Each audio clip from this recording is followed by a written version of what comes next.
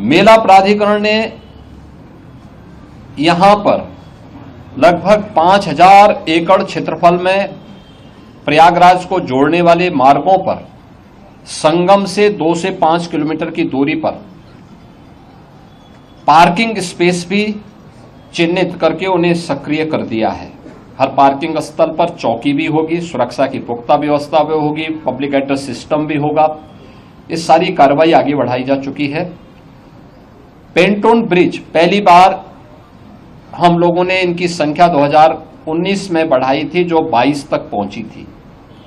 इस बार महाकुंभ को देखते हुए 30 पेंटोन ब्रिज बनाए जा रहे हैं, जिनमें 28 बनकर के तैयार हो चुके हैं।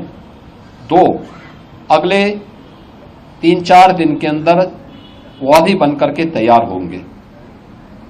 12 किलोमीटर का अस्थायी घाट यहां पर तैयार किया जा रहा है और लगभग वे सभी तैयार हैं।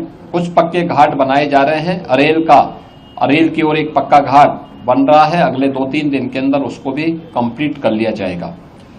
चेकर्ड प्लेट यहां पर लगभग 530 किलोमीटर के दायरे में ये सब बिछाई जा चुकी हैं और इसी प्रकार से शुद्ध पेयजल लोगों को उपलब्ध हो सके, श्रद्धालुओं को उपलब्ध हो सके, संतों को उपलब्ध हो सके, इसके लिए भी 450 किलोमीटर की शुद्ध पेयजल की लाइन भी यहां बिछाई जा चुकी है।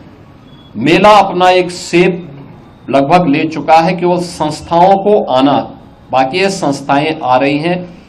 7000 से अधिक संस्थाएं अब तक आ चुकी हैं। 1.5 लाख से अधिक टेंटेज की व्यवस्था मेला प्राधिकरण ने यहां के लिए किया है और यह कार्यक्रम युद्ध स्तर पर आगे बढ़ रहा है और लोगों में उत्साह है। देश और दुनिया प्रयागराज कुंभ में आने के लिए उत्सुक है।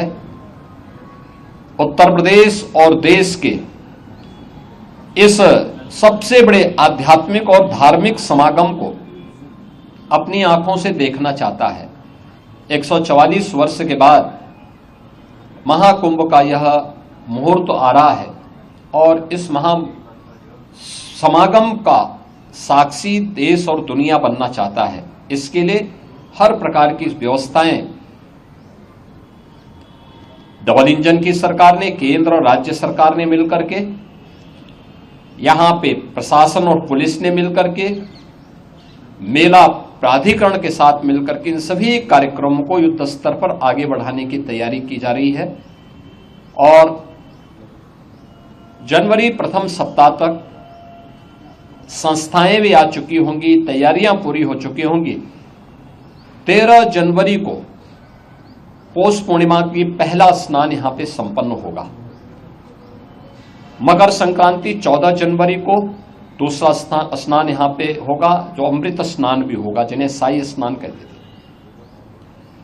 29 जनवरी मौनी अमावस्या, ये मुख्य स्नान में से एक है, जिसमें सबसे ज्यादा भीड़, हमारा अनुमान है कि 6 से लेकर 8 करोड़ श्रद्धालु यहां पर उस दिन आएंगे और उस स्नान में, यहां पे अमृत स्नान में सहभागी करेंगे। यह एक बड़ा आयोजन कुंभ का होगा और एक बहुत पवित्र मुहूर्त भी होगा। 3 फरवरी बसंत पंचमी है, फिर 12 फरवरी और 26 फरवरी ये 2 अतिरिक्त स्नान फिर यहां पे होंगे। कुल 6 स्नान होने हैं। मुख्य स्नान के दिन कोई भी प्रोटोकॉल नहीं होगा। पूज्य संतों के लिए, श्रद्धालुओं के लिए यहां पे स्नान की व्यवस्था के लिए सभी लोग लगेंगे। सभी स्नान पर संतों के स्वागत के लिए, श्रद्धालुओं के अभिनंदन के लिए सरकार के स्तर पर, मेला प्राधिकरण के स्तर पर पुष्प वर्षा की व्यवस्था भी रहेगी और उसके लिए हम लोग पूरी तैयारी कर रहे हैं, क्योंकि ये दुर्लभ संजोग है। उस दुर्लभ संजोग के साक्षी बनने के लिए देश और दुनिया से जो भी श्रद्धालु आएगा उसको उस प्रकार का अवसर मिलना चाहिए।